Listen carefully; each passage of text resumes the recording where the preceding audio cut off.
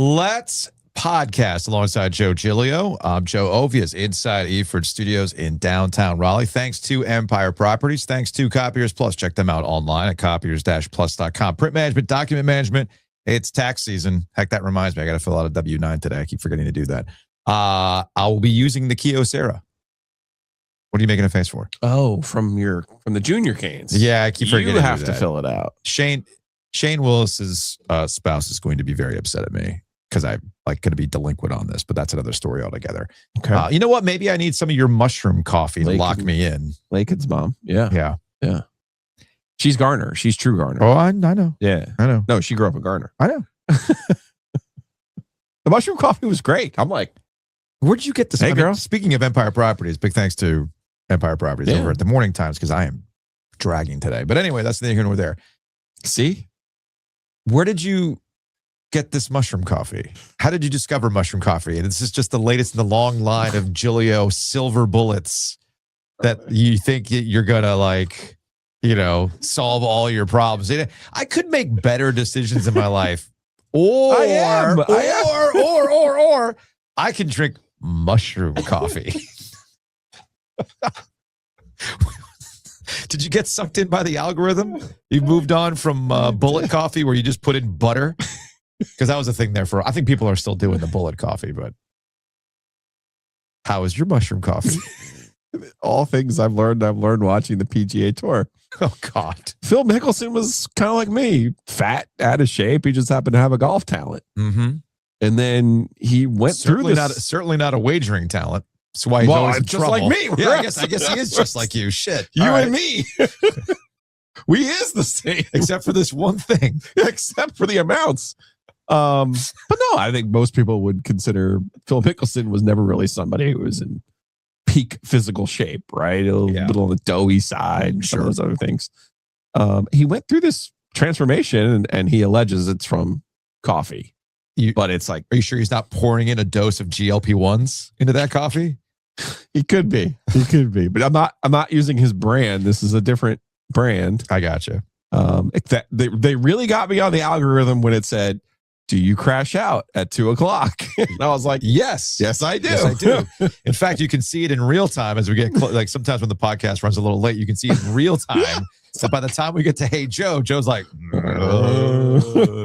so all right. I actually had the Phil brand yesterday, and then I went to the local store today and got this mushroom brand. I think they're the same things.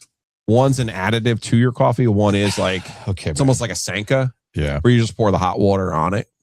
The one that I had this morning, the mushroom one I had this morning. Why don't you just do like a Celsius and give yourself 200 milligrams of caffeine? We've been over this. We don't want my heart to explode with a Celsius or a Red Bull or stuff like that because I do have high blood pressure. You get, you know what? Another reason, move out to Mountain Time Zone. Let's move out to Salt Lake. Get dirty sodas at Swig. Now, dirty implies alcohol. No. Oh, they're not? Mormons, remember? Oh. So for them, the whole Mormon thing, you can't have caffeine. Cannot. Only if it's hot. So that's how they get away with it. Okay. So they, no. You thought the Provo soda. You thought the Provo Pusher was the greatest workaround of all time. Oh, no.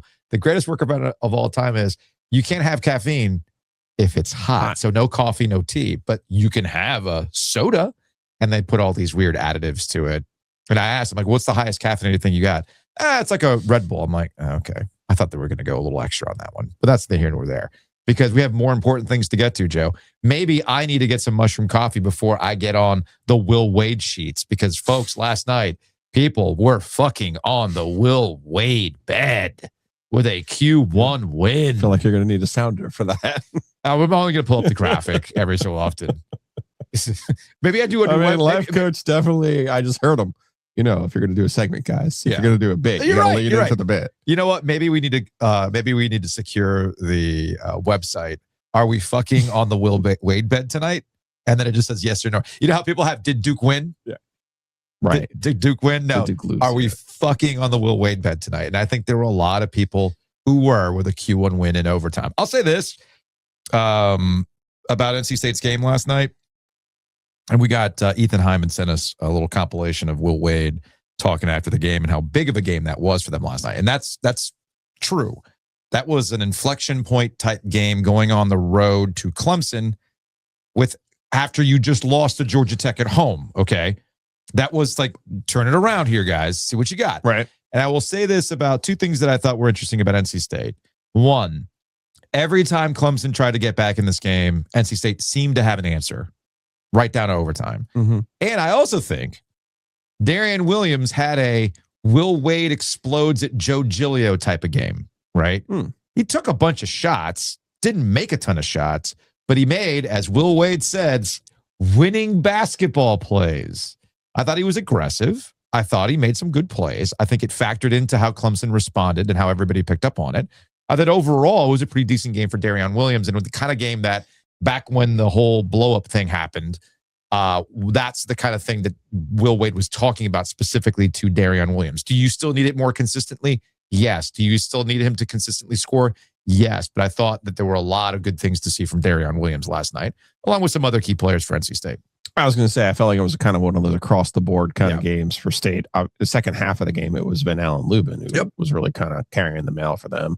Hey, Kadir Copeland, 16 points, 6 assists, 1 turnover. So maybe we can maybe we can settle on that talking about. No, I was shaking my head at, like, again, people. Like, I hate that I have to quote Ron Francis, but you can't let the highs get too high and you can't let the lows get too low. That's not how it works with Will Wade. we got OG Sports. I mean, the roller coaster. 919-444-2211. Call the OG Sports phone and curse or don't. You don't want the highs to get too high and the lows to get too lows. I'm going to give you these 2 text messages to the OG Sports phone.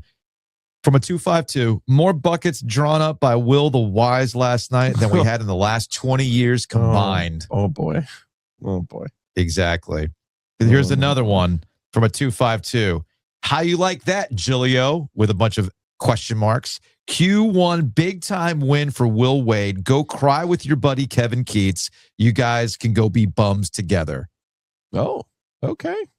My personal favorite text was from a 919 saying 2 Roosters knew exactly what they were doing when they sponsored last season's road game wins and not this year. In fact, Steve, the absolute sicko that he is, was there last night and called in.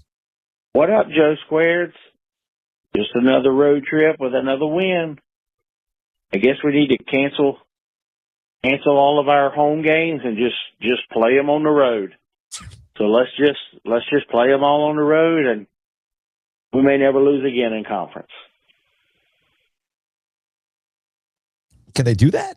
Because yesterday you had to try. Yesterday you had, when talking with Brendan, how about North Carolina plays all their conference games at Lenovo Center, right? While they're renovating or building a new building on campus. They should. And for NC State, it's, hey, how about we just make the whole season out of road games? This is something that Will Wade was asked about, being 3-0 on the road, 0-2 at home in ACC play. This team's now 3-0 on the road in ACC play.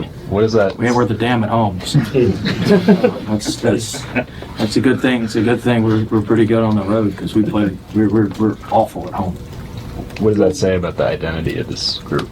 I don't know if it says anything. It says we're very inconsistent, and we're searching for some consistency. So hopefully we'll find some consistency from this game. Do you see this game as a momentum swing for you guys? I don't know. I mean, with this group, we're going to wipe the slate clean tomorrow, and we're going to see what we got tomorrow. I mean, hopefully this gives us some pop. But I mean, you don't know what this group we got. So hopefully it gives a little pop. I'll know about 2:30 on Saturday. You know how that goes. This was a big day for NC State. This had nothing to do with me. You know, we needed to find a way to win a game like this, and so, you know, this was big for us.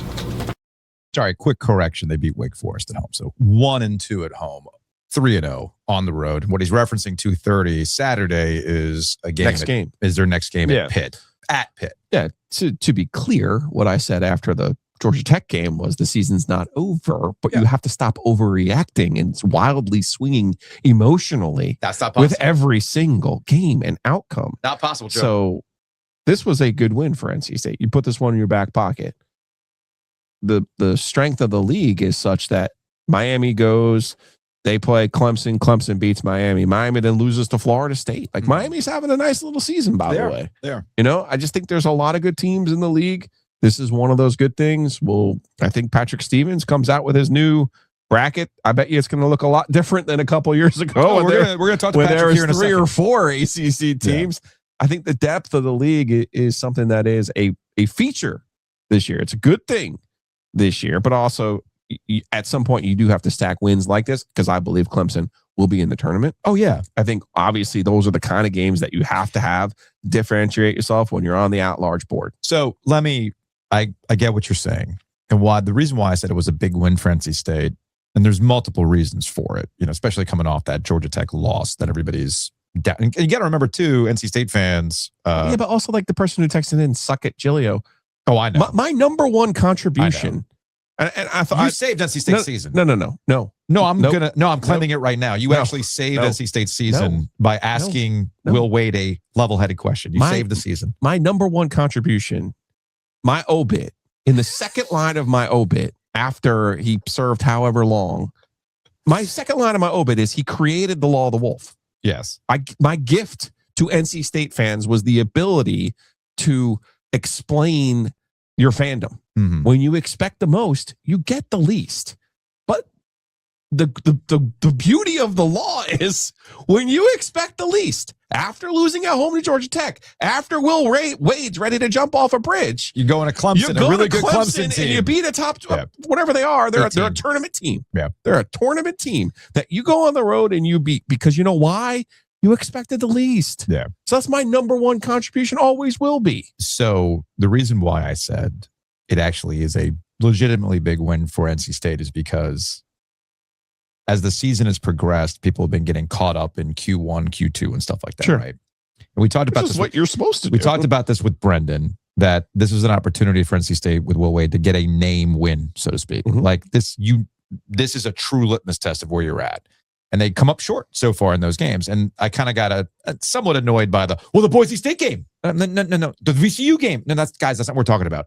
Those are games that are going to kind of, as their seasons progress, go up and down. Sure. All right. Clemson's not going to go up and down unless the bottom falls out of Clemson. I don't expect that to happen with Brad Brownell. But if the bottom falls out, well, then maybe we change these things. This will stay as a Q1 win for NC State as the season progresses. That's all I'm saying. Definitely on the road. But the law of the wolf does come into play on Saturday, though. We'll see. Would love to point out now, as I was watching this game, because this was the first time I saw Clemson all year. Oh, okay. I was ecstatic to see that Dylan Hunter is still on Clemson's roster. This is now 8 years in a row that Clemson has either had a player with the last name Hunter or first name Hunter. 8 years in a row. How do you keep stats like that? Because I'm looking at it and I'm going, Brad Brownell. And I bet you the number of years that Brad Brownell's made the tournament without someone named Hunter on his team compared to the years where he has, that's the real key to Clemson basketball. Is there a Hunter Tyson? Is there a Chase Hunter? Is there his brother, Dylan Hunter? Yes. See? Brad Brownell, smart guy. While he's out there making trades with Kevin Keats for players, he also knows the key to Clemson basketball is having a Hunter. One more sports phone call. Pack win in Clemson in overtime. This feels very much like a law of the wolf type win. You lose the clunker at home to Georgia Tech, and you go on the road and you beat a team that you're not supposed to beat, and will inevitably probably lose at Pitt in some terrible way by 10, 15 points. But Darian Williams is becoming a problem, man. I mean, I just find myself time and again watching him miss layup after three-pointer after layup. Still had a lot of points, but he shot a lot too. It was kind of Kobe 2016 kind of numbers. I often think about how much better this team probably would have been if we would have just stuck with the PJ Haggerty deal that we were trying to get done before Darian. But these are just the things I think about. Go Pack. I'll go back to what I said at the beginning with Darian Williams. I understand you can get caught up in the box score, and he did take a lot of shots. I appreciated the Kobe reference.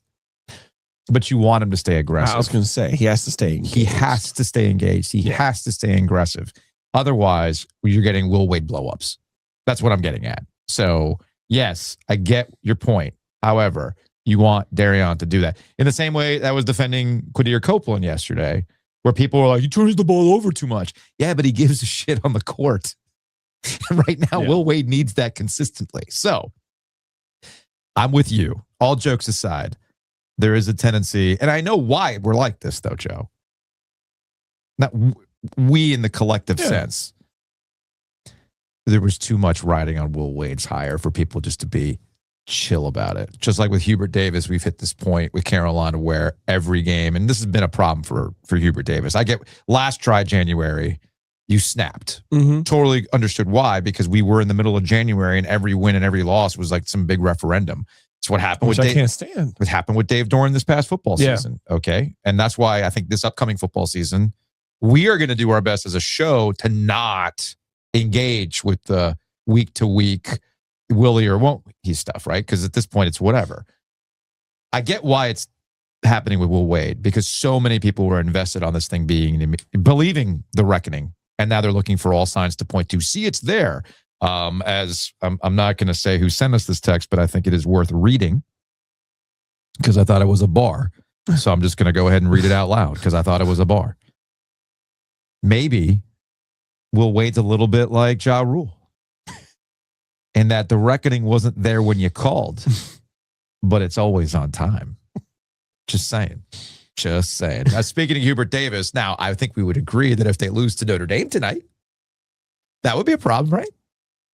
We got to see something defensively out of. We got to see something defensively out of North Carolina tonight against Notre Dame, and we also have to see Caleb Wilson consistently fed the ball tonight. Carolina losing again, their third straight game. That would be a problem. That would be a problem. But Notre Dame's not a bad team. They're certainly capable of beating North Carolina. You can give me that all day, but not the point. Now Notre Dame's lost 4 in a row, so we'll see what see what the Heels can cook up.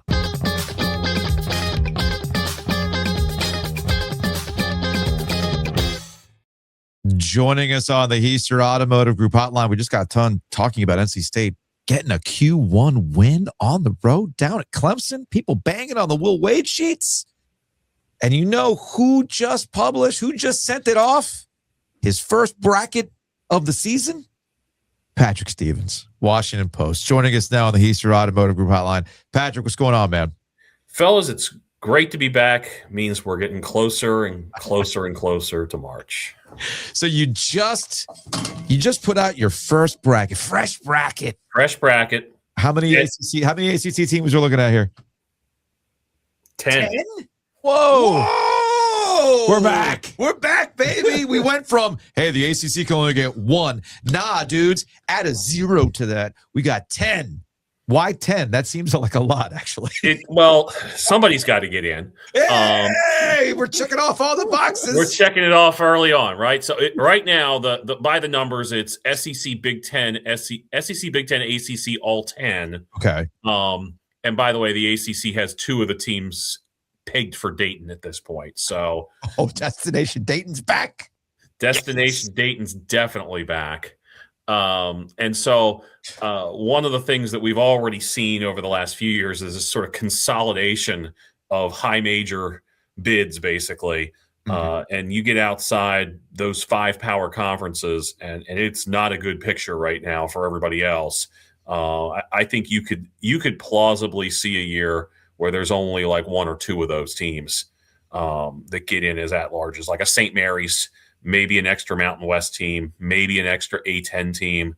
But, Utah State losing last night, late night, definitely hurt their shot too at this point. So they've got some more work to do. But the big thing last night was NC State and UCLA really making my morning harder by making me rip things up, because those 2 teams really, really needed a high-end win. They both got one. You obviously know the NC State victory at Clemson. UCLA picked off Purdue at home, and all of a sudden those profiles look a lot better. In the actual human polls, we got Arizona. The computers love Michigan. I'm curious, did you put Duke as the number 1 overall seed in this tournament? Because by resume, I believe they've earned it. I have Arizona at number 1 and Duke at number 2, but you can certainly argue based on just the quality of those victories. They have more quad 1 wins than anybody else. You can certainly make a case for Duke. I think the committee would be hard-pressed to not put an undefeated conference champion from a power conference as a number 1 overall seed. But Duke as the number 1 in the East, Greenville to Philly, it looks like that could be the path for them at this point. Oh no, is it Greenville, South Carolina? It's Greenville, South Carolina. 2017, right? Where they lost to South Carolina. Uh-huh. They don't want to go Greenville. All the Greensboros, Greenvilles. But also Greenville was kind of weird too because of HB2. Remember, that's why they were down. Yeah. There, I'm pretty sure. So that's a great spot. It is a nice spot. Greenville's a great town, man. Yeah, I like getting down there. But I'm saying in terms of like mojo for mojo for Duke, it's not good. Yeah, I know. Remember they losing Raleigh to Mercer, and Lehigh was in Greensboro. Who pulled off the nay-nay? Was it Mercer? That's what it was. Mercer was the guy who pulled off the nay-nay, if I remember correctly. You had sent us, you sent me and Joe an email with combined Q3, Q4 losses by the league. Mm-hmm. The ACC still has a little bit of a bugaboo in that regard in terms of Q3 losses, with 15 total Q3 losses. But hey, those Q4 losses ain't that bad thanks to the Big 12, right? They only got 4 Q4 losses. Shout out to NC State. They got one of their own Q4 losses. No. Otherwise, Georgia Tech not Q3. And by the way, the Q4 loss. Well, when you lose to a team, they move up. Oh, that's right. I forgot. So, hey, everything's coming up ACC. So one thing to know about that 15, and I didn't quite have enough time to send enough detail on this. That's fine. But Georgia Tech and Boston College have combined for 7 of them. So what really is going on there is that the ACC has a problem where you don't want to lose to those 2 teams. No. And of course, this past weekend, both of those teams picked up victories over teams that were in varying degrees aspiring to get themselves in a better spot. Obviously, NC State has a better profile than, say, Syracuse, which was basically on the don't do anything silly and maybe see if you can pick off some of those toss-up games, and that obviously would not help you. But this is important context, and what also kind of leads to the beginning of this conversation, and we can wrap on this, the 10, having 10 in your bracket. Mm-hmm. The biggest problem with the ACC was, you're going to have bad teams in your league. The issue was that the ACC kept having teams lose to their bad teams in the league, which I don't know if that makes them bad too. You see what I'm getting at? Yeah. And so I also want to point out that the ACC has, I think, one of the most fascinating single team profiles out there. And it's a team that I included, and it's Stanford, because Stanford has like 4 quad 1 wins, but they also have 3 quad 3 losses. And I have them just inside the field, but you could certainly argue against them based on those losses. The committee has shown an affinity for teams that can actually go out and win games. Which leads me to believe that this Stanford team, assuming it can do a little more work away from home, could get itself in a decent spot come March. But for now, I just felt like those wins outweighed those losses. And that's probably, when you're sitting there trying to come up with a 10th team, that might not have been the 10th team you were coming up with. Gotcha. Patrick Stevens, Washington Post. Well, we should probably start the year with a little bit of primer before we say goodbye to him. Keith Gill, Sunbelt Commissioner, is the chair of this year's selection committee. Yes. Wait a minute. Keith, that's not New Jack Swing era. That's Johnny Keith, Gill. That's Johnny Gill. I'm combining Gill and Keith Sweat. Sorry, my bad. Hey, nothing but bangers. Rub you the right way, Keith Sweat. Come on now. Our ACC representation is John Wildhack from Syracuse. That sounds right. I'm reading this correctly. All right. Because I think last year became a referendum on the committee, which I'm not totally against. Like, I really do. I don't understand why they use any people who are affiliated to schools or conferences. I think that's a mistake, but obviously we're going to work under that presumption. But I wonder how that kind of changes the equation this year in terms of the makeup of the committee. Because I feel like I'm in lockstep with you, Patrick, on what they value, what they don't value. I feel like the Carolina inclusion last year really gave us our first example of, hey, the metrics, no, actually they matter. Mm-hmm.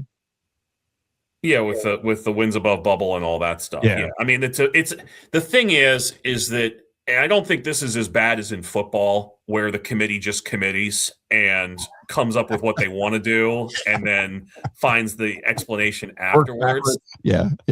But there is a little, it's not going to be the exact same thing year in and year out. Yeah. So, yes, I'm curious to dig into various metrics and see what got what this group is going to prioritize compared to past groups. Mm-hmm. But yes, the metrics matter, but sometimes some of them matter more than others as differentiating factors. By the way, you're going to appreciate this year, Patrick, because if you notice, if we're watching on YouTube, you can see the bottom right corner for Heister Automotive Group.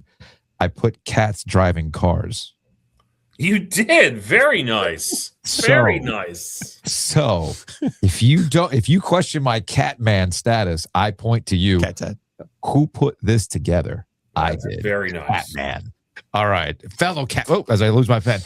Fellow Catman, Patrick Stevens. All right, man. We'll talk to you later. Awesome, fellas. Take care. Housekeeping. Housekeeping is brought to you by Inovana. You can check them out online at inovana.com. If you have mess inside your mansion or trash in your cabana, get it clean with Inovana.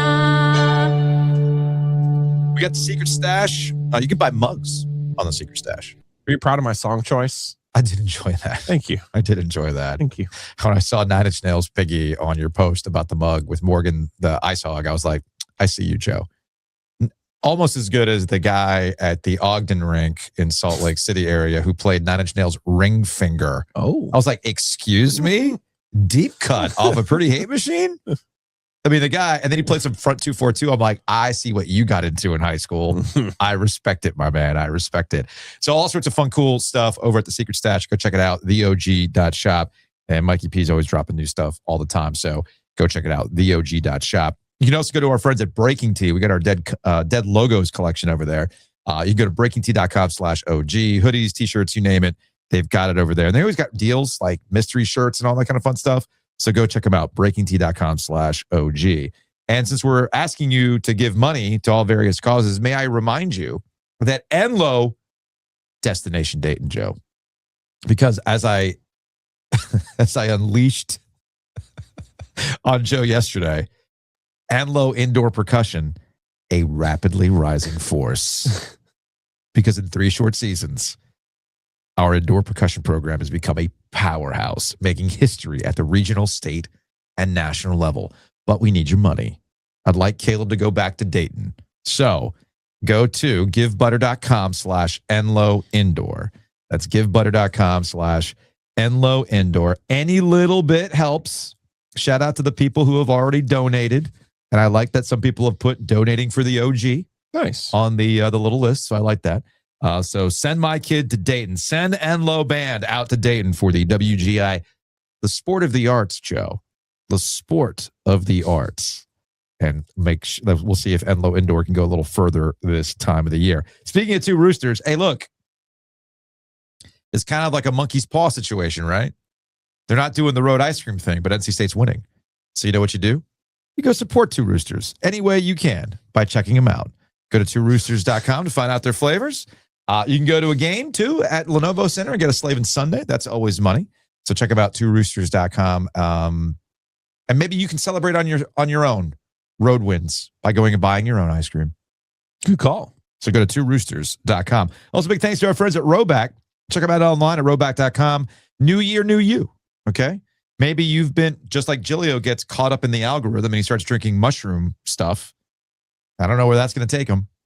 You might be caught up in the, hey, quarter zips are hot right now on TikTok. Yeah, they are. So you know what you should do? Get on the trend and go get some fire quarter zips to keep up with the kiddos at roback.com. Roback.com, OG20 is a promo code. You'll save 20% on your order. Big thanks to Matt Davis over at State Farm. Check him out online at insuregarner.com. 919-779-8277. Not only can Matt Davis save you money on your home and auto, because, hey, when's the last time you thought about your home and auto insurance? You're probably leaving money on the table. So save some money that way, but also financially plan and make better life decisions than me when it comes to what to do with your money by contacting Matt Davis, insuregarner.com. And, of course, our friends at Color Graphic.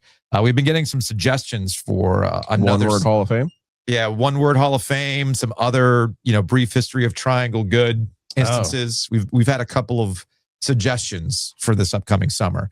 So we're looking forward to doing that. Oh, I forgot you missed out on the One Word Hall of Fame. It'll be a weekly feature now, though. The One Word Hall of Fame? Yeah, at Glenn's request, because he sent me this immaculate One Word Hall of Fame tweet from On3 or ML Football. About pornography addiction for Dave Canales. And he was like, this has to be first ballot. Yes. I missed that one. Yes. And so he wants now to have the One Word Hall of Fame be sponsored by our friends at Color Graphics. So I said, of course. Okay. I got that for you. Okay. No problems at all. I'll come up with a new background for that then. Yes. And it'll just be one word. It'll just say word. So preposterous. So preposterous. A big on. Oh, I might have to use ChatGPT for that. Like, give me an On3 style, 16 by 9. Yeah, something like that. That'd be pretty good. Anyway, check them out. Sales@colorgraphic.com. Again, that's sales@colorgraphic.com. Actually, here it is. You find it? Yes, and it's gonna maybe lead us to another topic, but I marked it for a reason because I was like, oh yeah, I like that. Now, let me see it. Suing. Just straight to the point. I don't need anything else. Yeah, well, suing. We'll that'll be addressed in Hey Joe coming up at the end of the show.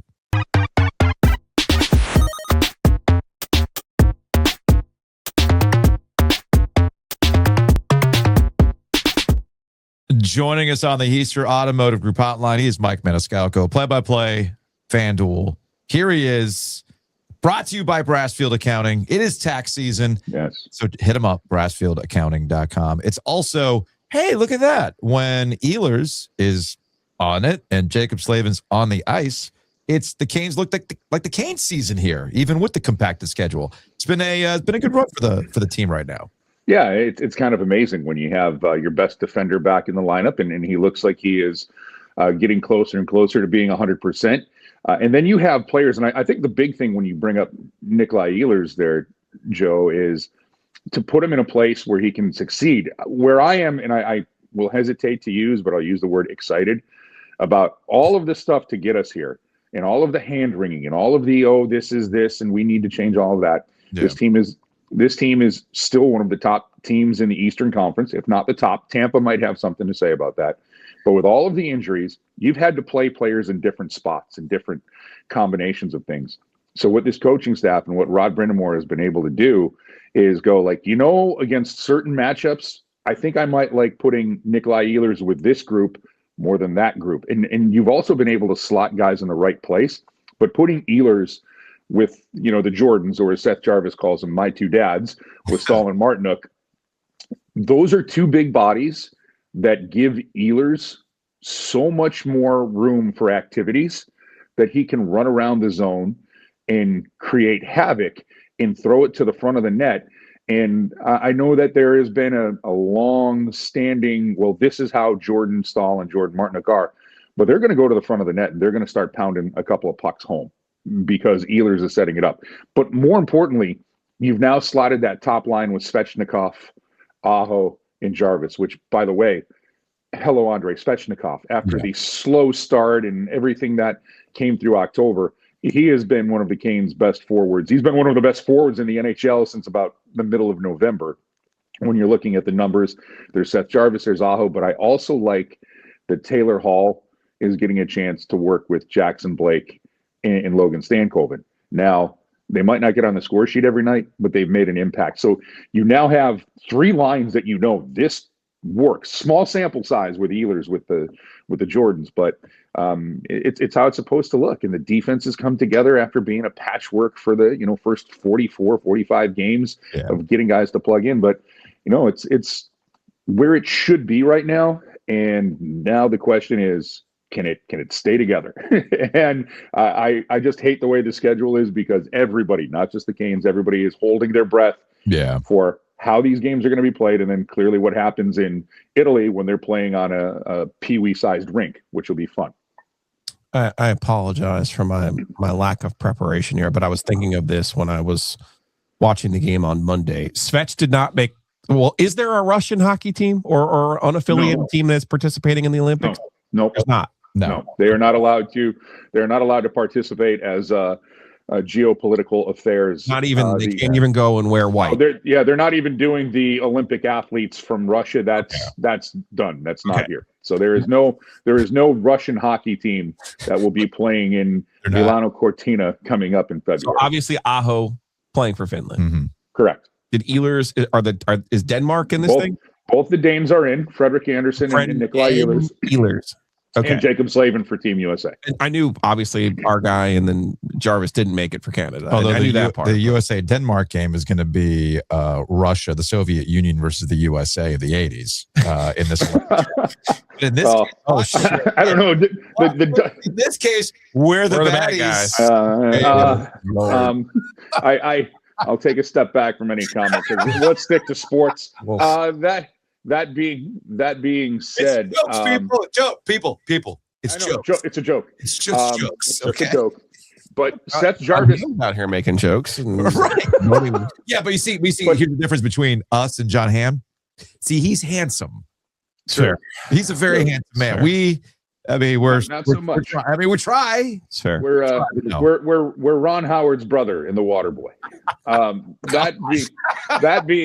That being said, Seth Jarvis is on the short list of, hey, Seth, don't make it too many plans over the break. There's a short list of Canadian forwards where they're like, hey, if an injury happens, you're coming.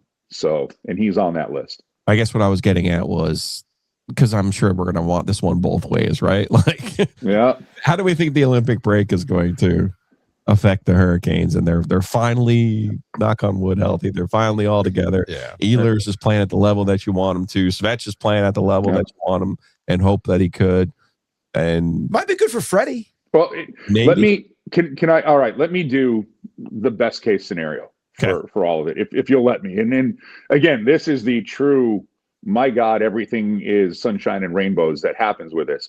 Mm-hmm. But for Jacob Slavin, because the amount of games that he's only played this year, to go play in that tournament, it's really going to ramp him up and get him ready for the stretch run. So there's not going to be any question about where's Jacob Slavin's game as we head into, the Canes trying to, win the division or get themselves for playoff seeding and for playoff hockey, right? He's going to be thrown right into that. It'll be playoff hockey right away in Italy. For Nikolai Ehlers, the more you watch him play and he can feel good about his game and he's going to score goals over in Italy, that'll be great. I'm with Ovius on it. This could be a really good thing for Freddie Andersen because he's going to be the guy. He's going to play every game for Denmark. I'm going to go. There's, of course, two sides to this because Denmark they're good, but they are not going to be on the podium the way that it's going here. Sure. Freddie's going to face a lot of shots.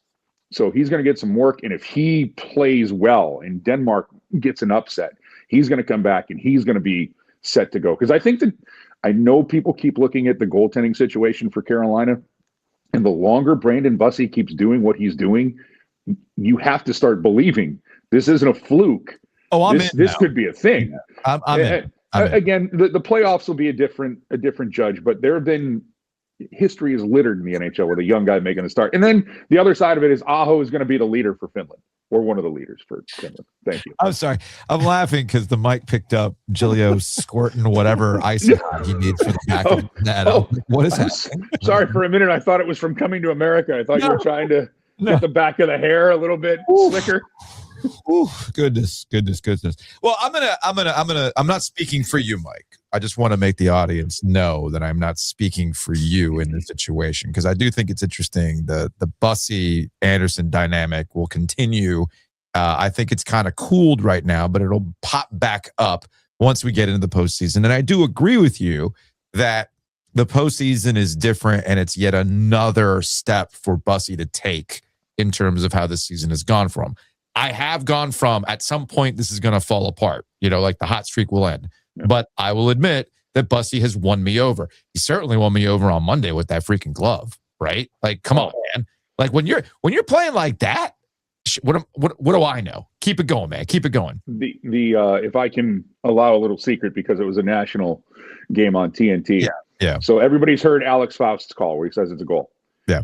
After the game, Dan Dunleavy, Rob Ray, and I are talking after the game. And Dunleavy, who is the Sabres play-by-play voice, turns to me and he goes, "Did you call that a goal?" And I went, "Oh, definitely." And he goes, good, because I did too. And he goes, and evidently so did Alex. So he goes, at least all three of us had it that way. Gotcha. Yeah, that glove, like, I kept going, when the book gets out on Brandon Bussey, let's see how he reacts to it. Right. And the book is, all right, go to the glove, right? We're going to go to the glove on him. Well, that's not working now. It did not work. It did not work. It's not to say that there's not going to be like another Montreal game in there, because there will be. But how he bounces back, how he carries himself. And again, this isn't like some 21, 22-year-old walking in going, should I be here? And whatever. He's 27. He has paid the ticket to get here, right? He's paid the check. And he's not looking at, it's a refreshing thing to be around him, because you'd think the more he wins and the more it's like, you're going to be the guy, the pressure's on him. He's like, oh, there's no pressure here. This is what I've waited for. This is what I want. You know, I love hearing them chant my name. This is what it's supposed to be. So I don't think that this, and I will be cheesy about it, I don't think that the bus ride is going to slow down anytime soon. Yeah, I'm with you on that, but I think we all agree that the playoffs is a different beast altogether. And completely. The thing that bothers me about the Canes and how we talk about the Canes, and this is something that has been ingrained for a very, very long time, is that we just glom on to stuff and we lose all objectivity and logical thinking about all the other sports and hockey we've watched in our lifetimes. Okay. And what I don't like is the way that people just automatically dismiss Freddie Andersen as if there's not going to be a situation where they're going to need Freddie Andersen in the playoffs, that they're going to need to get him in there and have him win a game, if you will, or be steady or whatever it is. And that rather than just being like, I'm going to curse, hey, everybody, just so you know, as I pointed out to somebody on our YouTube comments, when we talk to our friends, this is actually how we talk in the press room. When we're on the 5th floor of Lenovo Center, this is kind of how we all talk, you know? When what bothers me is that there's this attitude of, well, fuck Freddie, Bussy. It's like, no, that's not how it works. No. You don't go, fuck Freddie. You need to love Freddie up. You got to make sure Freddie has opportunities to be Freddie again, because you're going to need him at some point in the playoffs. And it also bothers me too, because for all the people who claim to be ball knowers when it comes to hockey, when in the history of Canes hockey has there been one? No, there's always two. It's like a Sith. Okay? There's always two. So that's what bothers me. Whether it was 02 with Urbe and Weeks, whether it was 06, as people kind of memory hold Martin Gerber. Okay? They just memory hold Gerber. All right? And of course with Freddie in the tandem aspect too, where Freddie's going to be needed in these situations. And it bothers me to no end. You can have both things true. Bussy can be an amazing story, and the starting role can go to him. But the idea that, man, I've never put Freddie back in there. What are you doing? Like, no, guys, you need Freddie. Am I crazy here? No, you're spot on, because he is still going to have a part to play in how this season goes out. Yeah. Especially when you get back from the Olympics, what we were talking about. You take a look at that schedule, guys. It is every other day. Yeah. And you know, you're going to have somebody tired or somebody not feeling 100%. You're going to need Frederick to be Frederick Andersen. And what's encouraging for me is his last 3 starts. In particular, it started with Anaheim. And if you want to dismiss it, it's the Ducks and they're in a downturn, and the bottom fell out on that team. Well, what would be worse? Frederick not turning in the performance he did, or Frederick Andersen, getting the win the way they did? Now his confidence is there. He was really good in Detroit, and gave the Canes a chance to win that game when it looked like it was Sergei Fedorov night and they were going to come flying through. And Andersen, to keep it at 3-0 the way that Detroit was flying was huge, and he gave him a chance to get a point. Argue about how the game was lost later on, and then he goes into Jersey after that huge win against Florida, where they beat the ever-loving tar out of Florida. And I could see Ovius doing the Kylo Ren scene, more, just keep it coming on. And they didn't stop. So now I'm going, oh boy, Now you got to go off of that game. And people can complain who wasn't in the lineup for Florida or not. They still beat them. And they still had their NHL players, and it was still Bob in the net. But then Frederick was amazing in the first period in New Jersey. So yeah, you're still going to need him. Is he going to be the guy? I don't know, but you're still going to need him. You've known me long enough. If you're watching on YouTube, I'm making the face that Mike knows I'm about to be an asshole. Was there a message sent on Friday night? Oh yeah, absolutely. Oh, okay. Yeah. I don't. I just thought it was curious that that I don't know. I just felt like the Canes were extra motivated on Friday night. Oh, I think you were. I think you're 100% correct, Joe. And again, it's 1 of 82, but sometimes the 1 of 82 can be a little bit more than just 1 of 82. Yeah, right. I think that was a cathartic experience for the Carolina Hurricanes. I would agree. I think it was a cathartic experience for everybody. Yeah, everybody involved. So when you can take a team that has been a thorn in your side out behind the woodshed and do what you do, and again, there's no Barkov, there's no Kachuk, there was no Marchand. I get it. There's a ton of that, but I can go, well, there was no Gostisbehere for the Canes, and what are they operating at? For them to win the game the way that they did, I think that was a big thing. The fact that they didn't fall into the trap of when Florida started to do their Florida things. And again, I don't want people to sit here. There are a lot of guys in my position who will cape up for their team and like try to tear down other teams. Florida is the best in the league at getting everybody off of their game. They are amazing at it. Yeah. And you do what you're best at. Oh, and then by the way, once Florida gets you off your game, they can kick your ass because they have the talent to do so. Yep. Now you're chasing them around. You're not playing hockey. The Canes sticking to their game. And I mean, I even made the one reference, Rod kept sending out the Stankoven and Blake line, and they were trying to score a goal like they were down a goal with 90 seconds left. Yeah. Like, okay.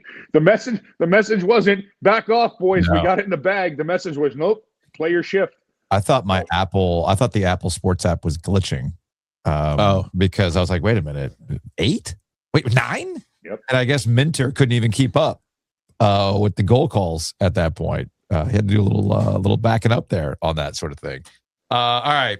Before anything we're missing here, back in action tomorrow. Yeah, against the Blackhawks. And, I think the one thing that I need to remind everybody is when you look at the schedule and what's out there for Carolina, you want to finish strong. And I know that we'll talk before the Olympic break and get this set up. But let me just remind everybody that, especially in the Eastern Conference, everybody thinks they're alive. So there's like no super easy game when you go into it. So you guys also have other teams like Connor Bedard is really good and starting to find his footing, the former number 1 overall pick in Chicago.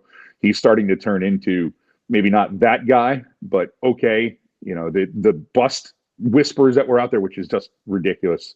Oh no, they were out there, Julio. They were out there because he's not scoring. He's not scoring 40 with 60. San Jose. Yeah. He's not Macklin Celebrini, and he isn't.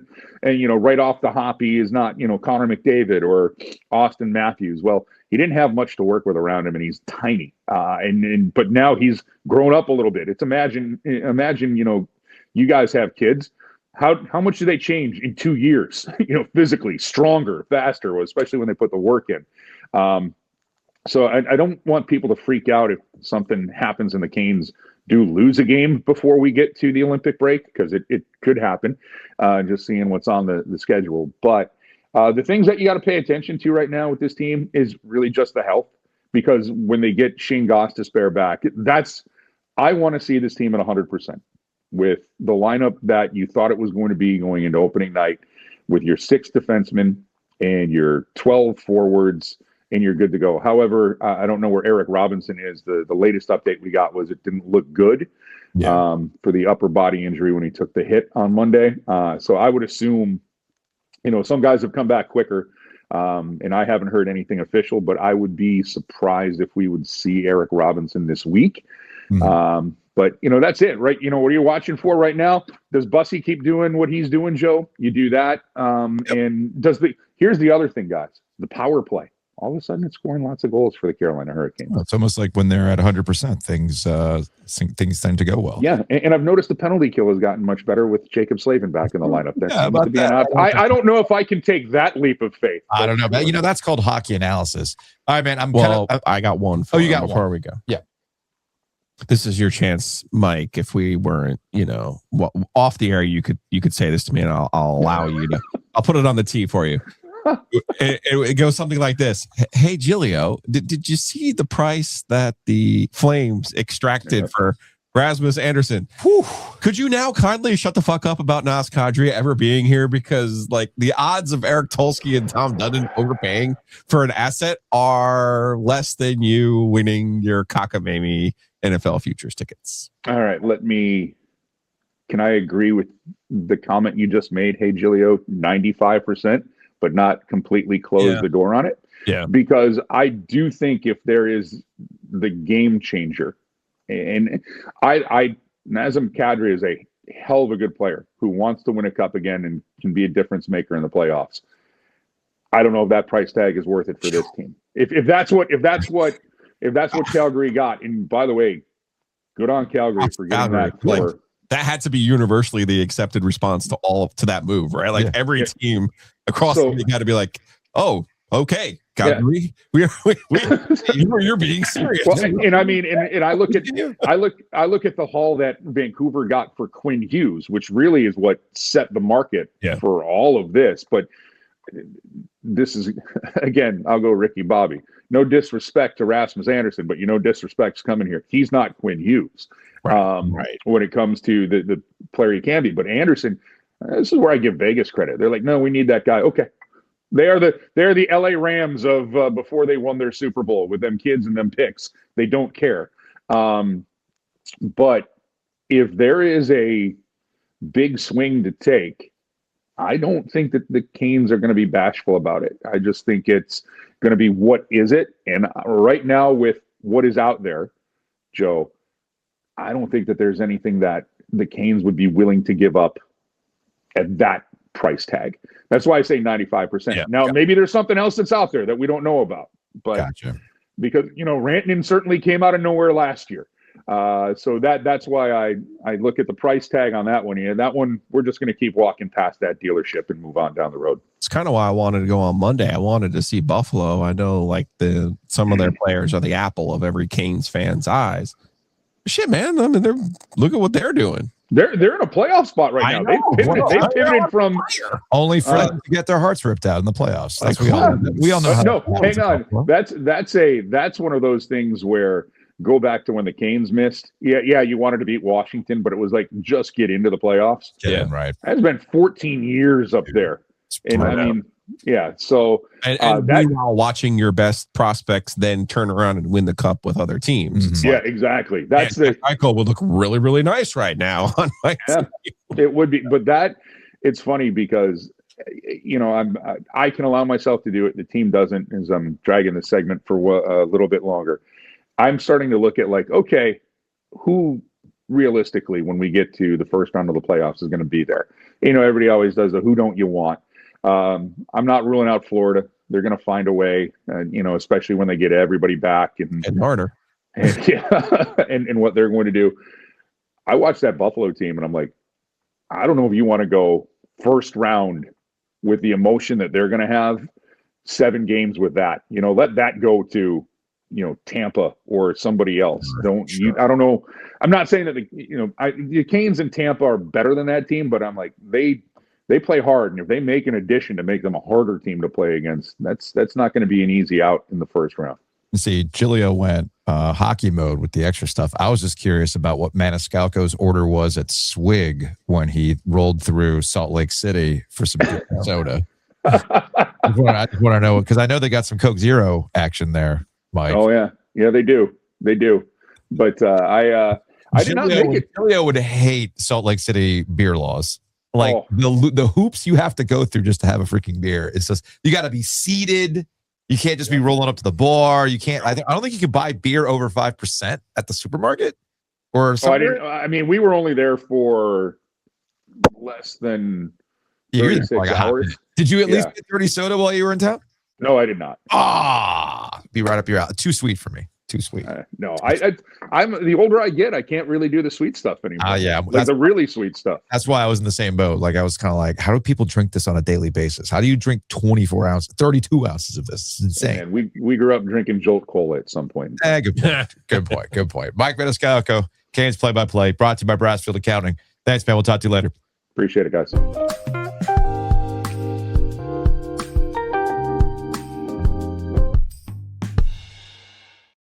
As we mentioned, every Maniscalco appearance is brought to you by our friends at Brassfield Accounting. So check them out online at brassfieldaccounting.com. Yes, Chris is based in Homer, Alaska, but they do have an office in the RTP. And while they were your fractional CFO, or can be your fractional CFO, they can take it all the way to tax season now. So check them out online at brassfieldaccounting.com. Speaking of expertise, our friends at Miller Lending, they are the experts when it comes to what to do with your home mortgage. Refinance, buying a new home, getting a better education, understanding of how the rates work. You might be hearing some other advertisements that talk about these crazy lows and something called an APR. It's not that simple. It's just not that simple. Miller Lending will make it sound simple to you, though. Real easy solutions and a better understanding of what you can do. It all starts with a phone call, 919-447-3377, or visit them online at millerlending.com. Again, that's millerlending.com. Speaking of your home, maybe it's time for a new house. You're bursting at the seams. You need a bigger closet. Maybe you're like Patrick Stevens and you have a whole collection of bobbleheads and you have nowhere to put them. Well, Hometown Realty can meet those needs for you. Check them out online at myhtr.com. Again, that's myhtr.com. And I don't know, maybe you find yourself in an NIL contract and a school decides to sue you and you don't know who to call. Whitaker and Hamer can help you out with that. Yeah. WH.lawyer. Again, that's WH.lawyer. Yes, simple things like contracts. They can handle that. Did you sign away essentially your own human grain of rights? You did? Yeah. Well, something tells me Whitaker and Hamer can try to help you get out of that. So check them out online at WH.lawyer.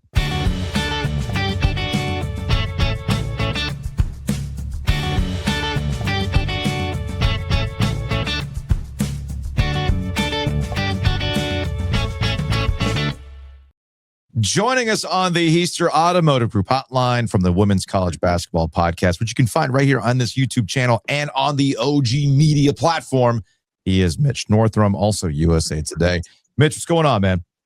Not much. Trying to get some sleep here and there with a 4-month-old. Sometimes I am, sometimes I'm not. Hey, man, survival mode for the first 6 months. That's Always right. Survival mode for the first 6 months. Honestly, I feel like it's survival mode for UNC basketball players and this argument about the Smith Center lately. It's been upticking it. And I know the news of the week has been that North Carolina has gotten approval for the start of this Carolina North project. For the NC State fans in our audience, this is essentially their version of the Centennial Campus, the long gestating project that finally got off the ground for NC State. Remember, there was supposed to be a monorail to Centennial Campus back in the day. We're never getting that monorail. But this Carolina North project is kind of in a similar situation where they've got this land. They want to do a whole bunch of stuff. Interestingly enough, Mitch, we can start this conversation and kind of tying it in with women's college basketball. I've heard from Roy Williams. I see Bryce Johnson arguing with Carolina fans online and like basically putting football on blast, which I think is funny and also accurate. But I don't hear anything about women's basketball. What is the women's basketball's role in this Carolina North project? Or is just, Carmichael is their home and they're going to upfit that best they can? Yeah, I haven't heard anything about women's basketball being super involved in this Carolina North project. I guess I could see a future where if this thing actually does get done, that they share an arena, like Duke does with Cameron. Their women play there, but NC State and UNC for a long, long time have played in separate arenas when it comes to men's basketball and women's basketball. And I think women's basketball, for the most part, in most places, is better off for that. with a smaller, tighter crowd and, just kind of a better confined space. But Carmichael, they just spent a bunch of money to open a practice facility there. It's a sparkling, shiny new practice facility that's right off the back end of that arena. And you actually can get to it by going through the room where the press conferences are for women's basketball. They just spent a bunch of money there to renovate the office suites for women's basketball. So they just spent a bunch of money there to renovate the locker rooms and to upgrade the women's basketball museum there. So I'd be kind of surprised if they moved quickly into this Carolina North thing. They just did a bunch of stuff there at Carmichael for women's hoops. Speaking of the Tar Heels, I feel like it's interesting. Duke, Carolina, and NC State all seem to have similar overall seasons if you just look at their overall record. It's a different story in the ACC, though. Duke's on a 10-game win streak. They're undefeated in ACC play, while Carolina and NC State have kind of dropped down in this early portion, middle of the pack. So since we're on the topic of Carolina, what is up with the Heels this year so far in ACC play? The Heels are good enough to make the tournament and will make the tournament. I think it's a rebuilding kind of reset sort of year for Courtney Banghart and the Tar Heels. This is her first season without Alyssa Utsby, who was kind of an eraser in terms of covering up mistakes, especially on the defensive end and rebounding. And they do not have her this year. And so they're 15-5. India Navarre is kind of their senior leader who has been in the program for a while, and she's done some good things. They have a good set of guards. Lainey Grant, Alina Arnisalo, whose name I hope I didn't just butcher. Renaya Kelly's battled some injuries. I think Sierra Toomey's improved in the post. But at the end of the day, this team is 15-5, and they are 0-4 in quad one games. So, last year was the first time in a long time where we had all three women's triangle teams hosting first round NCAA tournament games here. And it was awesome. It was great to kind of hop around to all three of those places. And then all three of them made the Sweet 16, which was also awesome. If you're a local women's college basketball fan, I would be surprised if more than one triangle school hosted tournament games this year. I think Duke has the best shot of that. And then we'll see what happens from there. Also, it's interesting. We know this to be true. It's just I feel like we're seeing this sort of play out.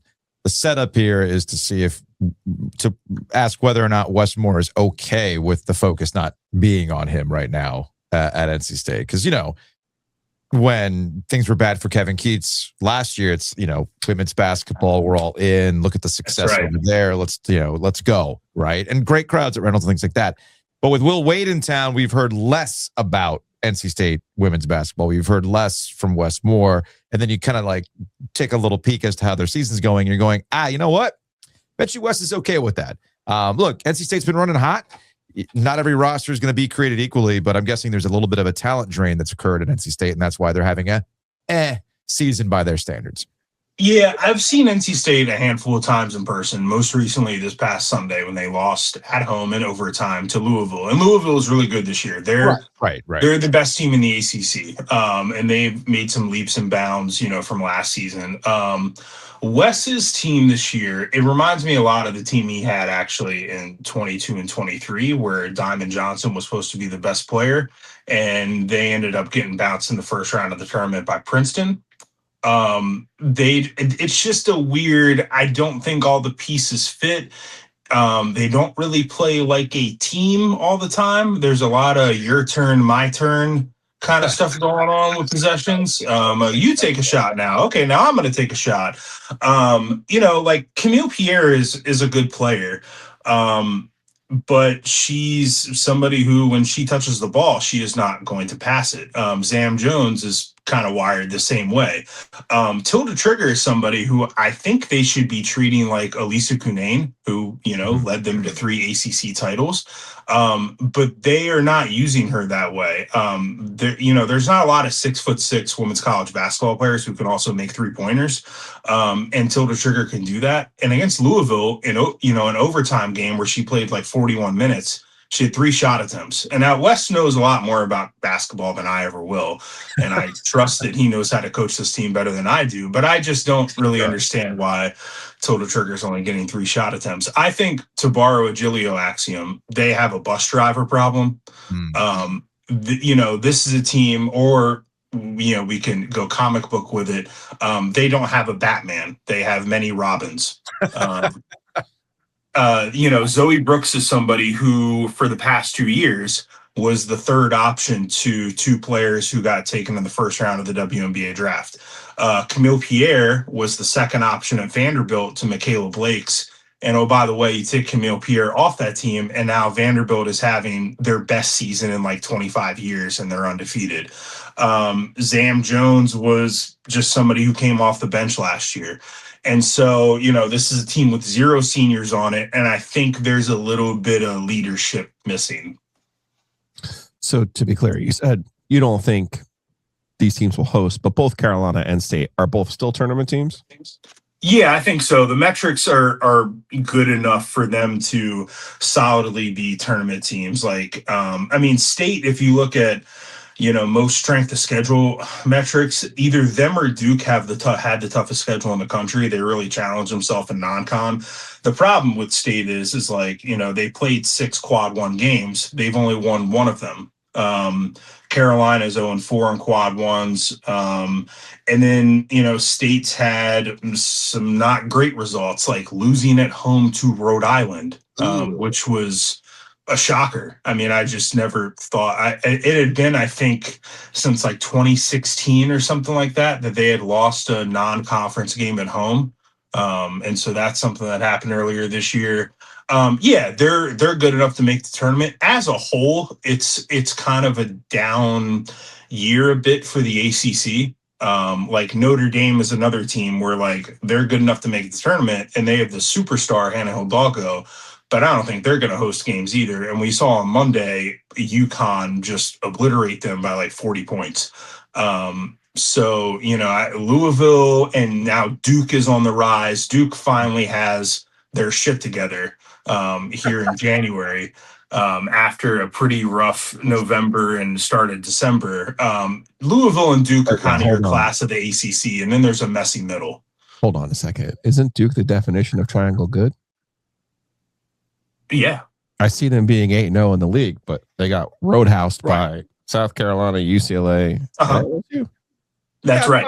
That's when I started the conversation. It's like the 3 of them are having kind of very similar seasons in that there's not a lot to write home about, but Duke's now just cruising in ACC. I guess normally in women's basketball, we're used to the teams being beyond triangle, kind of like men's basketball. Yes.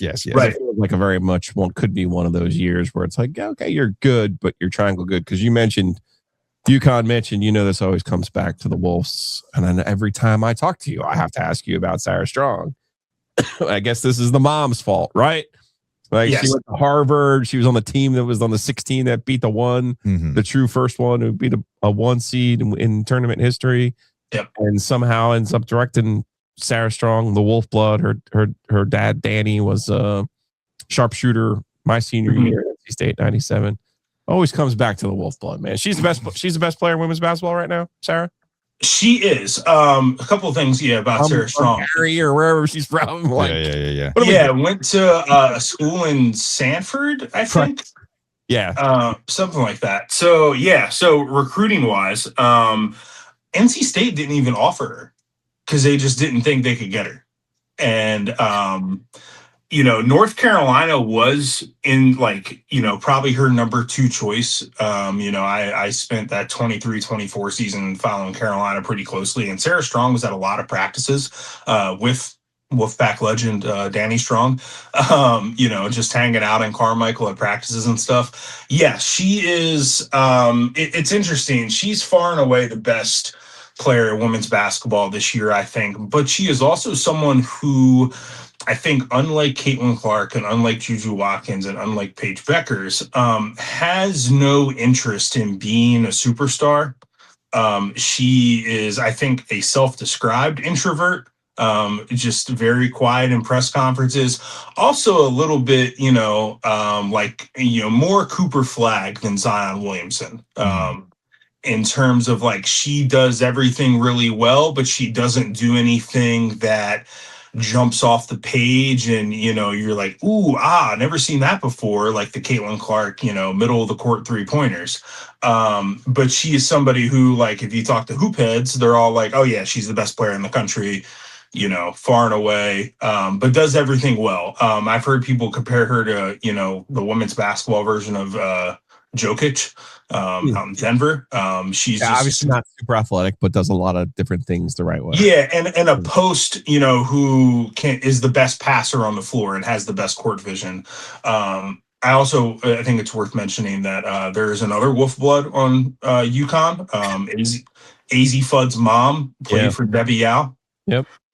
And she might be the best 3-point shooter in the country. So there's that. Yeah. I was ready for women's basketball conversation to be about Audi Crooks and Iowa State, but what's going on with them that they've lost 5 straight? They just finally hit the beat of their schedule.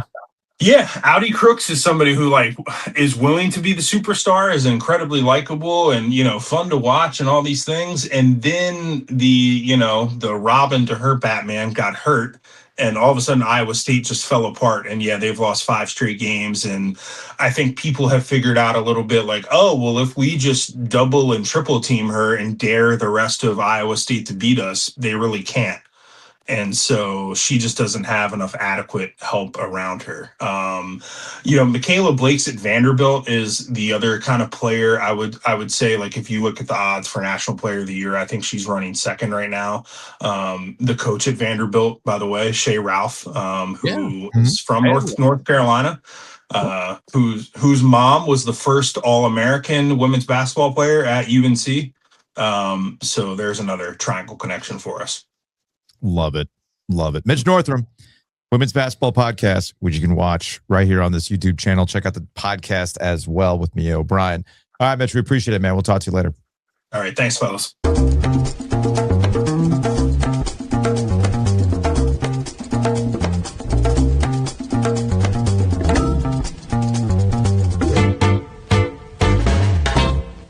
It's funny as we're getting closer to tournament time. Look, we talked basketball today with Patrick Stevens, thinking bracketology, talking to Maniscalco as well. Before you know it, it's going to be the playoffs here. But right now, we're in the middle of the NFL playoffs. We got the conference championship games, and everybody's watching Giglio sweat. Everybody's watching Giglio sweat, man. I have this thing surrounded. I will say that. I did hedge it. I have now... Last week, before the games, I did grab Seattle to beat the Patriots. Now, it's a little bit more complicated because I would now need Seattle to win the Super Bowl as opposed to my super juicy just New England and the Rams to get there ticket. So it's a little bit different. Gotcha. But we have this thing surrounded now. All right. Good for you. Speaking of being protected, that's something DraftKings does, right? So with DraftKings Sportsbook, an official sports betting partner of the NFL, it makes every playoff moment feel bigger. And DraftKings has your back with early exit protection. If the player in your eligible NFL prop bet goes down at any point in the first half, you still get paid in cash. So download the DraftKings Sportsbook app. Use that promo code OG25. That is code OG25. You can turn $5 into $300 in bonus bets if your bet wins. In partnership with DraftKings, the crown is yours. Gambling problem? Call 1-800-GAMBLER. New York, call 8778-HOPE-NY or text HOPE-NY. Connecticut, call 888-789-7777 or visit ccpg.org. On behalf of Boot Hill Casino in Kansas, wager tax pass-through may apply in Illinois. 21 plus in most states. Void in Ontario. Restrictions apply. Bet must win to receive bonus bets, which expire in 7 days. Minimum odds required. For additional terms and responsible gaming resources, see dkng.co/audio. Limited time offer.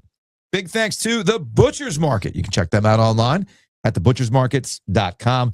Grab and go. I would suggest with this snow event that apparently we're going to get this weekend, that you go to the Butcher's Market today and get some stuff. They got charcoal too.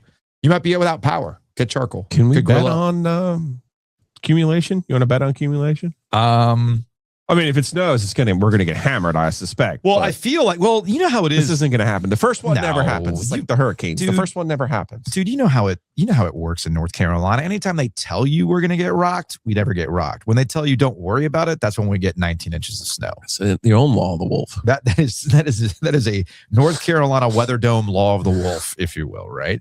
But like, I'm looking at the Apple app, and Saturday, they say there's 1 to 3 inches of snow. They've kind of backed off on the 17 and a half. Well, that's on Sunday. Oh. On Sunday, they say between 9 and 11 inches. Man, wouldn't that be nice?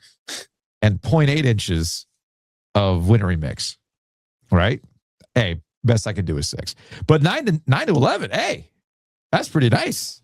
So so they backed off from like the 26 inches of snow they said they were going to have.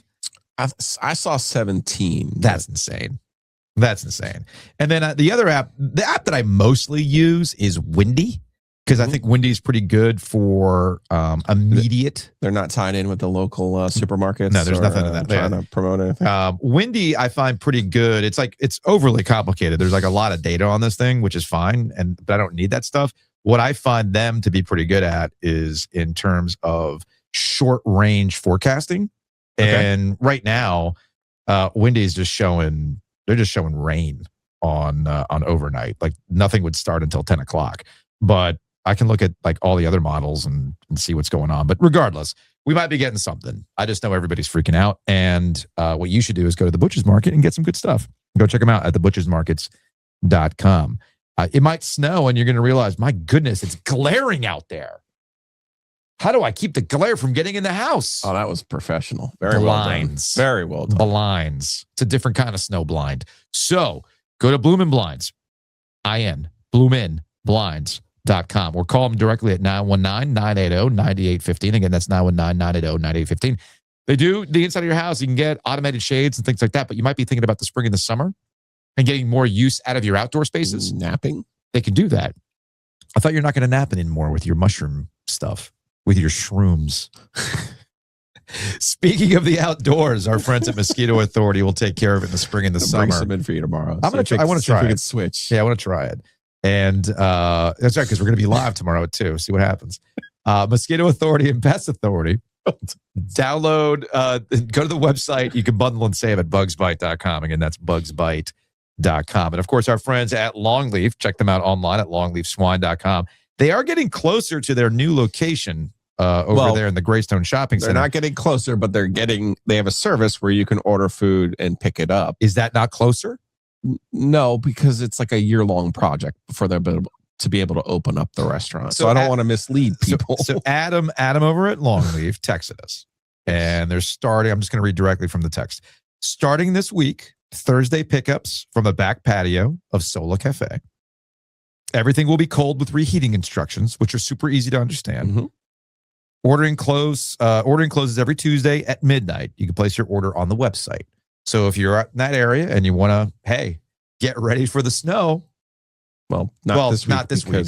Tuesday was the deadline. You might want to do it this upcoming Tuesday. If you're planning ahead. Plan ahead. Longleafswine.com. We're not good at planning ahead. That's not our strength now. But Longleaf. Well, now that I have my mushroom coffee, maybe I'll You're in your mushroom era.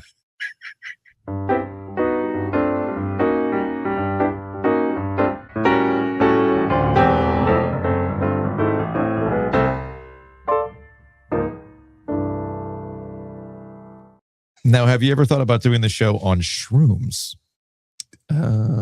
Potentially. I mean, maybe we do that in the summer. I was with Hayes on Monday, and I was like, that final 8 night at the Rialto is the drunkest I've been as an adult. Like, not like college age 20s. Like you're still dumb. Like that's not for me. That was summer 23. Yes. Well, that was different. That was Lauren's birthday, which you participated in by handing me Beer. Come on, it was beer flavored beer. Dude, I was like 6 old fashions deep at that point. Not good. How did I just get that one? Because you handed me a beer when you should not have handed when I got You there. should not have handed me that beer. You weren't even close. That was That was not me. I was done. That was bad. 919-444-2211. Call the OG Sports phone and curse or don't. I was working through a lot of things, Joe. Working through a lot of things.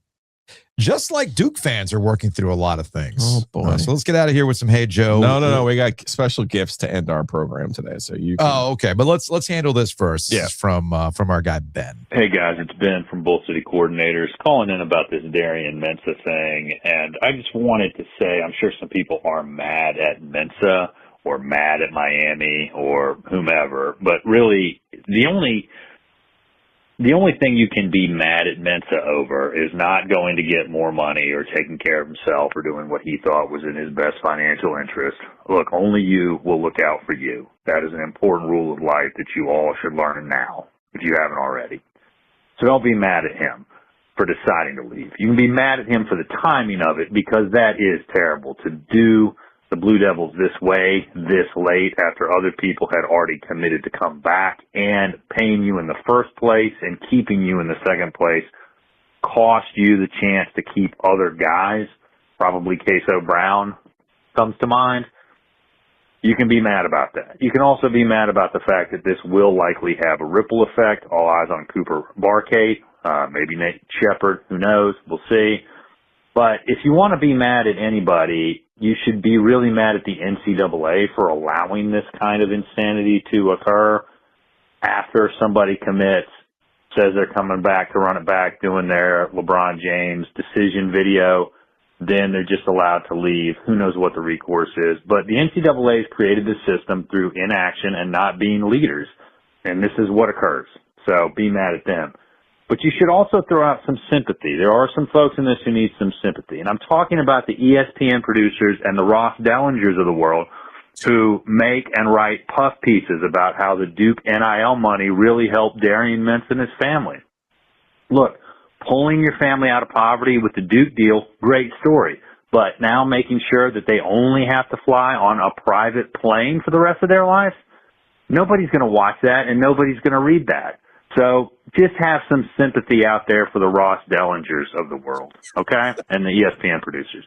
And lastly, to stick on brand with the program for all you NC State fans who are talking smack about, hey, ha, Duke, look what happens, fair point, you guys did this to Malik Murphy, and now this is turnabout being fair play, the other side of the coin. Again, totally fair, and I get your point, NC State fans, but just ask yourself, why hasn't Dave Doran done something like this in his time at State? Got to make sure Diamond Dave catches a stray. Keep up the good work, guys. Go Duke. Add another $2 to the Dave Doran fund. My goodness.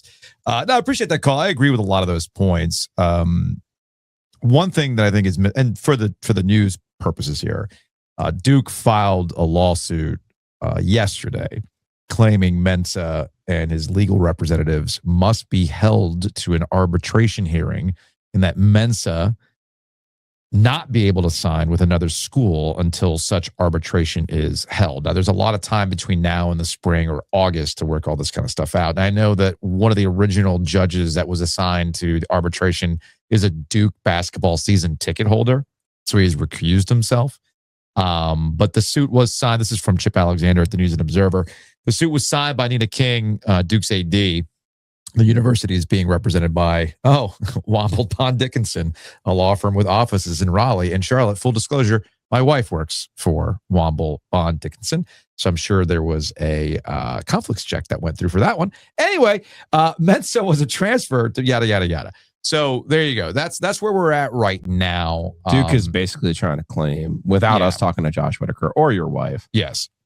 Duke is basically trying to claim that I cannot talk to Kelly about it. For the record, this is one I cannot talk to Kelly about. So anyway.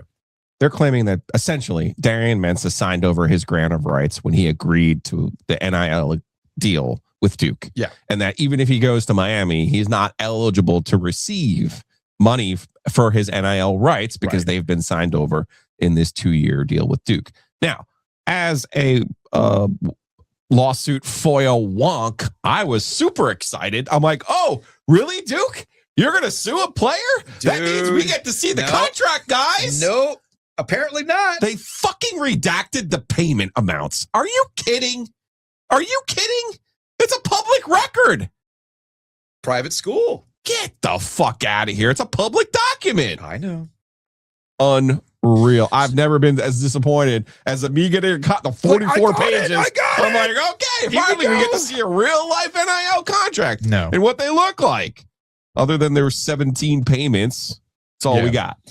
Unreal. I need to, I'll be honest with you. And I'll give one more contract thing that I thought was interesting here. Sure.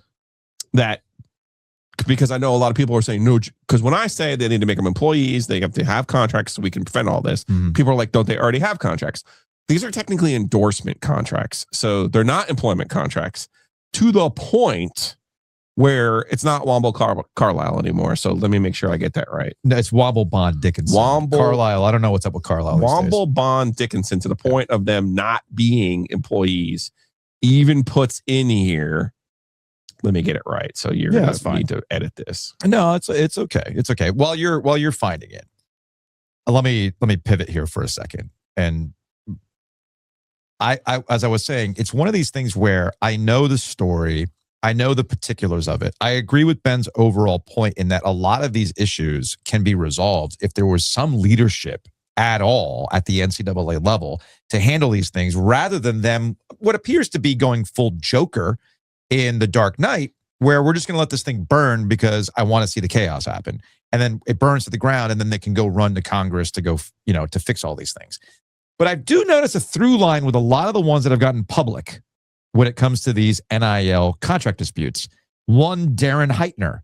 Now, Darren, I remember talking to Darren Heitner way back in the day. This is how deep this goes. Darren used to be on the forefront of the changing of the NCAA and player compensation all the way back to the North Carolina Marvin Austin days. Okay. So that's how far back that guy goes. But now he's gone into the agent space and helping these players out. You'll remember Heitner was the one who was putting NC State on blast for the contract terms of NIL that were very predominantly pro NC State versus the player. But the thing is, NC State wasn't alone in that. So again, this is just me purely speculating on Darren Heitner. Heitner is acting as a chaos agent here for reasons I'm not quite sure. But there's a through line. Attorney. I get that. But Heitner is littered through all these very public battles, including what just happened in Washington. Isn't he a Florida guy? He's a Miami guy. There you go. He's actually, I want to say, if I remember correctly, I'm gonna have to issue a correction, but I'm pretty sure he's like a professor with University of Miami School of Law, on top of doing agent stuff. So I'm just pointing that out there because Heitner's name keeps popping up in these things. I'd love to ask what Darren's end goal is. Sure. If his end goal is to do the thing that you and I talk about, let's make these guys employees so you don't deal with this bullshit, then I'm on board. But if it's just tactics to get more money for his clients, then I have very little time for it. One thing I thought was interesting, written in by Duke's attorneys. Again, they're putting this language in there specifically because it's not an employment contract, which I thought was interesting. The substantial payments under the terms of the Mensah contract did not and do not hinge on Mensah's on-field performance. So again, to summarize with my Netflix law degree, Duke is trying to argue that Darian Mensah cannot leave this contract with Duke because, and they're seeking a temporary restraining order to prevent him from going to Miami because they claim he can't make any money at Miami because his grant of right. No, this is in the document. This is what they're arguing. Oh, that's what they're arguing? Okay. Yeah. I don't need to say allegedly. I'm interpreting the document. Sorry. I didn't know if I hadn't looked at the document. I didn't know if the Miami thing was like bang, right there. Okay. Okay. Fine. Gotcha. It just says another institution. He can't go to another institution, just as the ACC would argue. You can't previously. You have a grant of rights to us. Even if you went to another television deal or another conference, you can't collect that money. That's effectively what they're arguing. You could they don't want him to leave in this particular instance because what are they going to do? The last day of the window is when he notified them. There's also all kinds of language in here about how He needed to do it in 48 hours. They include his tweet. They include Forever Grateful. So Mikey P, let's get that Forever Grateful going. We could walk it across the corner over here to Ripley Rand, who is the first person to sign this. Yes. So I'm going to assume he's the one who drew up this document. Smith Anderson's around the corner. We're going to walk further down Fayetteville Street. Okay. Anyway, if you want to go to the right office. Down by the NNO. Yeah, it's over. Okay. Yeah, we gotta go down that way, down Fayetteville Street to hand him the shirt. So here we go. Yes, I'm the only thing I'm super upset about is I'm like, okay, we get a copy of the contract. Nope. We do. There's just no numbers. No numbers. So I got to get Wolf 1, right? That's who it is. Manalishi and Wolf 1 are the same person. We learned this. Deep cut. I got to print this shit out, send it to him, and then you can look through the redaction. Well, no, hold on a second. Right? You put a light under the redaction. No. Did they fuck up like the White House did? Right. No, it's not under a light. All you got to do is highlight it. Because all they did, they didn't use the actual, there are tools. Right. This is real talk. Okay. No, Wolf 1 is the one who, to give it all the way. Like back in the day at the NNO was the one who sent me all the phone numbers. There are tools within Adobe. You can either highlight it black, which all it does is literally just puts a highlight black over it. And if you were to run your cursor over it and copy it, it'll expose it. But there's actual redaction tools that will prevent the words from appearing in a digital document. This is your wife's firm, so I'm going to guess they use the right thing. I think you're right. I'm going to go on that premise. Think you're right. I think you're right on that one. Here, I'll pull it up. I'm just so freaking mad about you don't even realize, like, it's just like, well, you thought you were getting something, and instead you get a bunch of redacted documents. What is the point here, guys? Like, what are you doing to me? I'm so fucking excited. Like, damn. Come on. So can you highlight it? Highlight the black. See what happens. It just gives me the. Oh, okay. So it was actually redacted. Okay. Yeah. Okay. I'm just saying. It was a thing that happened. Your people know what they're doing. That's a good point. Not your people, but Kelly's people. Much by proxy makes them your people. Well, yeah, because they pay for my health insurance. So there you go. Because we don't have tangled web. We don't have health insurance as a company. So not. You're on that NNO health insurance. I'm on that Wambla health insurance. You got to do what you got to do. Are you ready for some gifts? Yeah. What do you got for me? All right. First of all, giving me gifts, so this better be a good one. No. This is just the gift I got you because we've decided there is one thing that you like, and that is a calendar. And then I saw. Hold on. I saw Grand Teton. Yeah. And I said, I know he's been there. Yes, we have been to the Tetons. So I thought that was so let's see something that would be worthy of your Shenandoah, real like low key Shenandoah. Great national park. Have not been to Mammoth Cave. Have been out to the Smokies. Olympic is on the list. Yellowstone I've been to. I have been to the Gateway Arch as a kid. Rainier is on the list. The Everglades. They're making the Everglades look a lot prettier than it actually is. There's really nothing in the Everglades. Yes, Grand Teton, Pinnacles. Kings Canyon I've not been to. Biscayne National Park I've been to. Great Basin I've not been to. There's a few of here I've not been to. Now, it's very, very cool. Thank you. That was your Christmas gift. Thank you. Totally forgot it. But I actually kind of like it. And it's also like one of those where it's like a different type of calendar. Like it's double-sided. Yeah. You know what I mean? So it's cool. Now, when I got to work today, Leanne said, hey, you have a package downstairs. And I was like, we do? And she's like, I'm pretty sure, not unless like you tried to tape something up and send it off somewhere. I was like, okay. So this is from Brian Reynolds. He's obviously someone who is a listener of ours, a fan of ours. And I'm reading this for the first time. You are gonna lose your mind when you see the stuff that he sent us. Okay. I'm not overselling this, I promise you. Okay. So it's from Brian. First off, I appreciate you guys and the content that you produce. You do a great job of keeping me connected to Triangle Sports and make me somewhat care about hockey. Who's that John guy in the fucking comments who's constantly, nobody gives a shit about the comments. Buddy, I don't give a shit about your comments anymore. Like, move on. You may not remember this, but you helped me secure an NC State Starbucks mug for my wife. See me doing nice things. Yeah, that earned many brownie points for me, and it is still used in display to this day. Perfect. Regarding the items in this box, I was cleaning out my closet and had this stuff for a long time with the intentions of displaying it. Clearly, that is not going to happen. You guys are big on nostalgia, so feel free to look through it and keep or discard all or some. The stuff in the envelope is the coolest, in my opinion. Yeah. The blanks aren't triangle specific, but I feel like Ovius is hell-bent on destroying his internal organs with expired sports drinks. Yes. The NC State can may have some syrup at the bottom, but that he can mainline. Again, I appreciate all the things that you do. Happy New Year. Looking forward to a great 2026.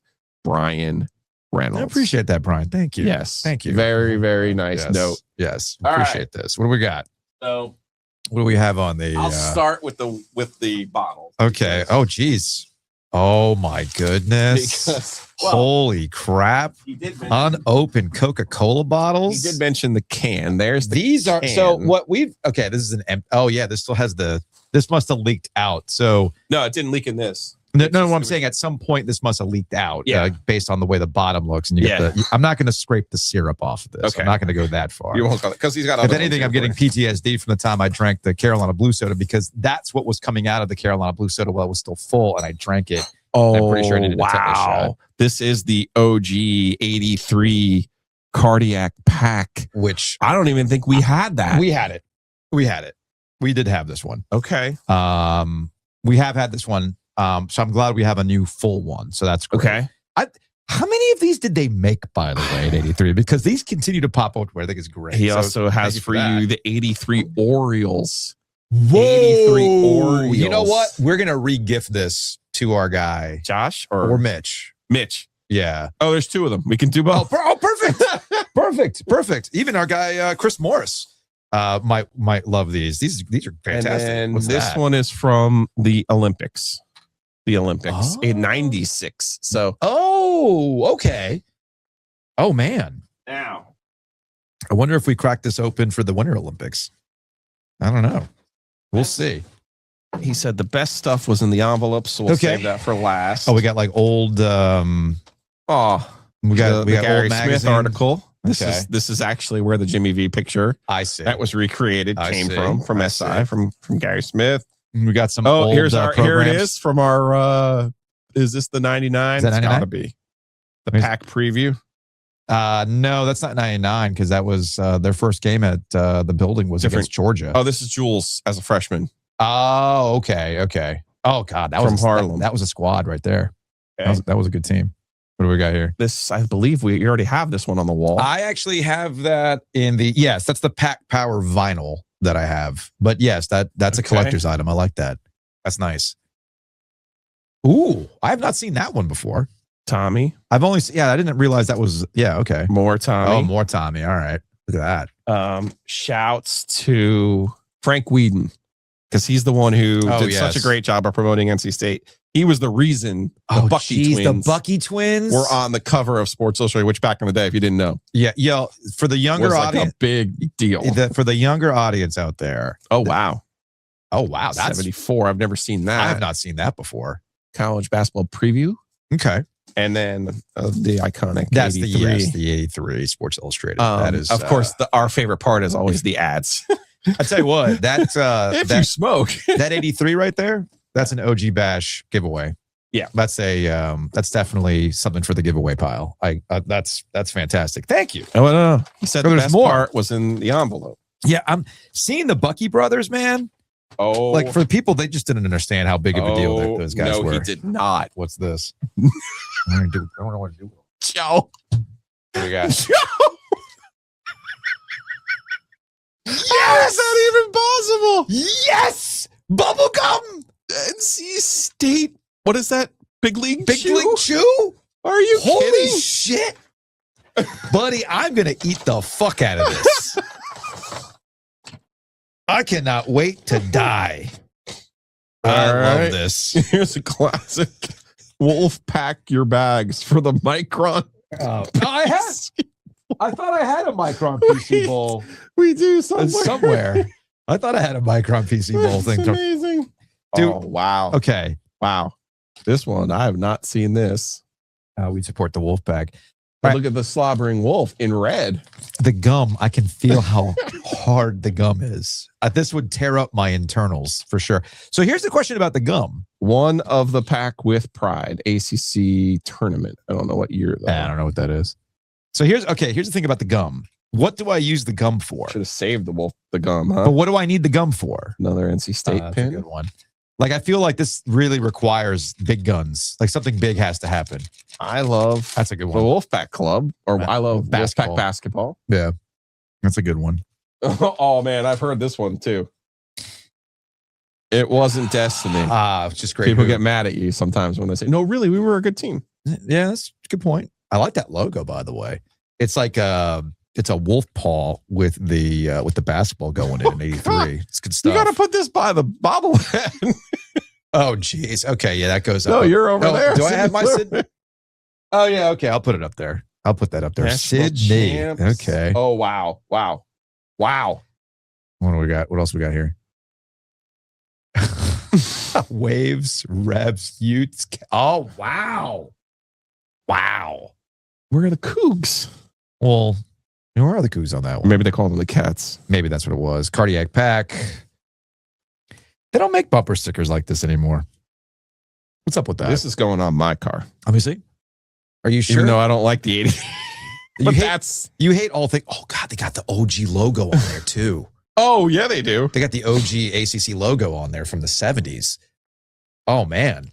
That's fantastic. And then all great stuff.